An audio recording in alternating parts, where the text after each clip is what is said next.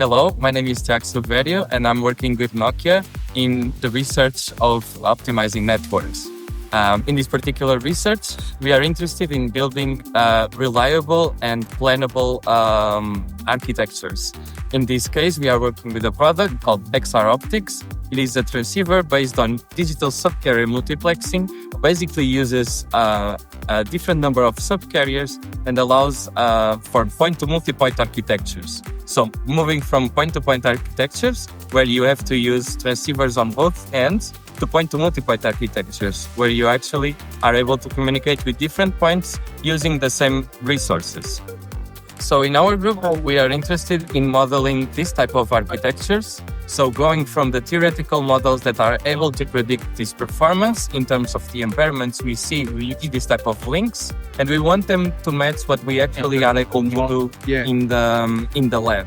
So our goal here is to allow our users and our clients to be able to deploy and to plan their line systems accordingly to these impairments that we are able to model in them in a theoretical sense.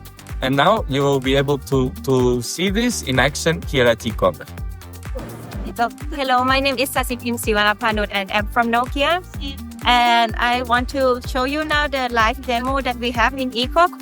So now we want to validate the theoretical model with the live experiment. So in the setup, we have our setup in the lab in Munich, and now we do the remote access to it. So our setup has the one hub and two leaves. So we have the hub and two end users. The hub is transmitting to them, and also the leaves, the end user are transmitting back to the hub. So we do this in the single fiber and bidirectional. So we can study the reflections and also the crosstalk. So now the hub is sending for a group of 4 subcarriers to each leaf, and each leaf has 20 kilometers away from each other. And now please look at the screen, and I will show you how we optimize with the modeling part.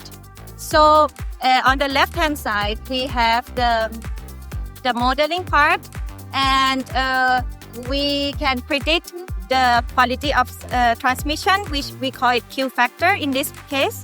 And you can see that the curve that show the quality of transmission is very similar in the modeling and the experiment.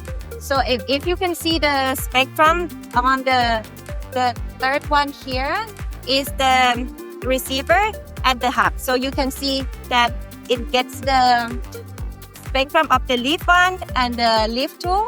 Now the leaf 2 are not doing so well because the power and the reflection is not optimized. So if we move, we adjust the power of itself a little bit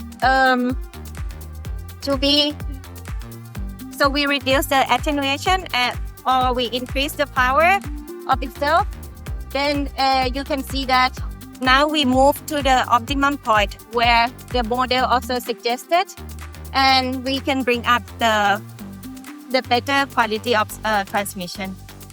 Thank you very much for your time.